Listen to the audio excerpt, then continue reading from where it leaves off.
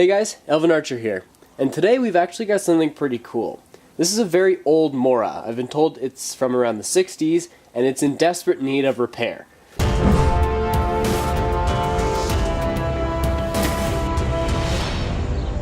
We've got some surface rust, some pretty serious chips out of that blade. The paint on the handle is chipping, and you can see it's pretty bent. The first thing I think I'm going to do is remove all of this rust to see if the metal is actually pitted or if it's just surface rust. To remove this, I'm just going to put a little bit of oil on the blade and take some steel wool and just scrub it all off.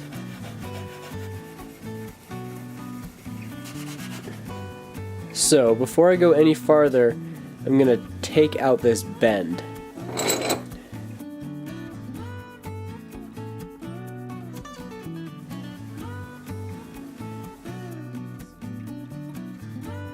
So now that we have not broken this while straightening it, I can move on to everything else I wanted to do without the worry of snapping it later. The next thing I want to do is to remove all of those chips out of the edge. Basically, if you imagine we have a blade, and we get a chip out of that blade, instead of removing this material, we don't want to do this because we're not going to be able to sharpen it very easily.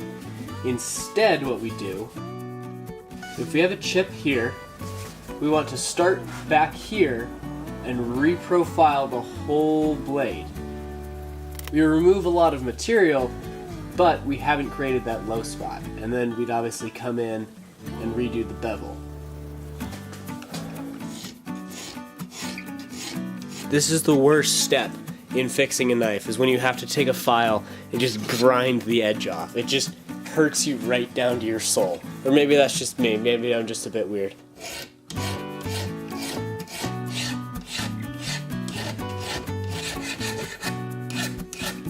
I know this is finished because I can run my thumbnail along the edge here and there's no imperfections. Now that we've done that, I'm going to remove this chipping paint off the handle. We're not trying to reshape the wood, just remove the paint.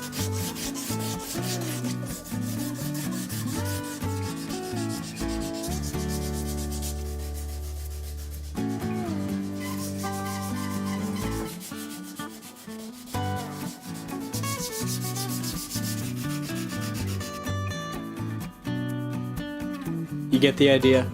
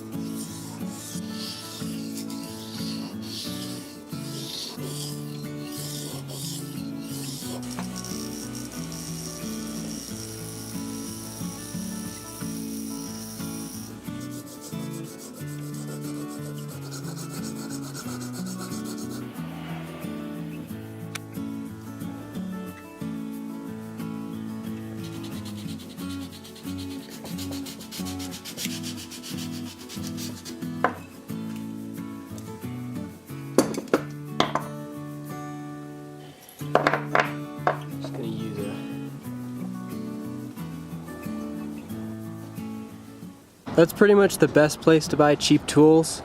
The only problem is, you go in for one thing and they're like, hey, there's clamps here, and there's cutoff wheels here, and here, look, you can have 20% off everything. Check that out, isn't that cool?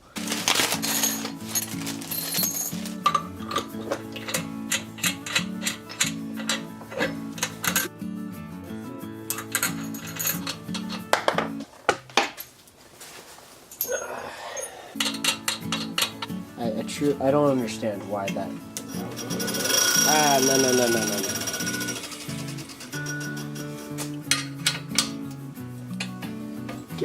Get rid of that. Now it's not tight. Why is this such a disaster? Alright, try this again.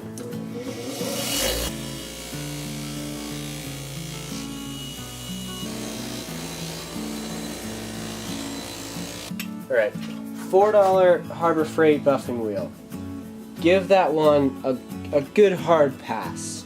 None of this. No more of this. On the plus side, it did sort of its job. It didn't do a great job of its job, but it's not terrible. You guys don't care. You're just here to watch me fix a knife. You don't care about my trials and tribulations trying to get a freaking buffing wheel. These $3 clamps, however, these get the Elvin Archer seal of approval. Little tip of the hat. That's my seal of approval now. Every time I like something, it's just gonna be a little tip of the hat. Alright, now we're back to this, which is probably my favorite pastime.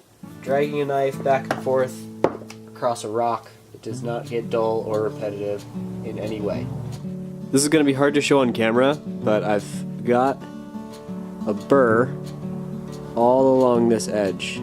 While we're here, I think I'm gonna make a new stropping block. I'd like to use 2 different kinds of buffing compound, so we're gonna make a 2-sided stropping block. Gonna get pretty edgy up in here. Oh, what?